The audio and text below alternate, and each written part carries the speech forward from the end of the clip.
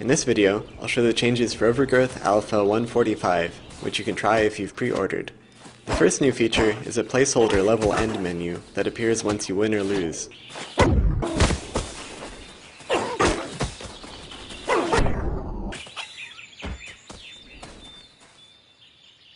You can choose to retry the level or keep playing. There's also a menu that appears if you press Escape in the editor, allowing you to return to the level select screen and switch to a different level.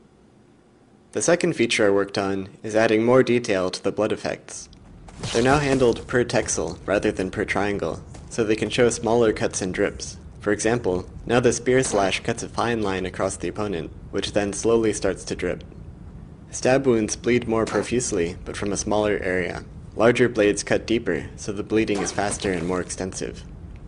To briefly explain how this works, each character has a unique blood map texture.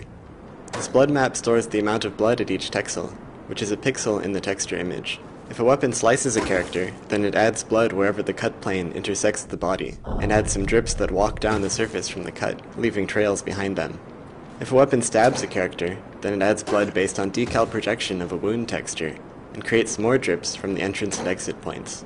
So far I've just recreated the existing blood effects using the new system, but the real benefit will be new effects that were previously impossible, such as small facial bleeding and blood sticking to weapons.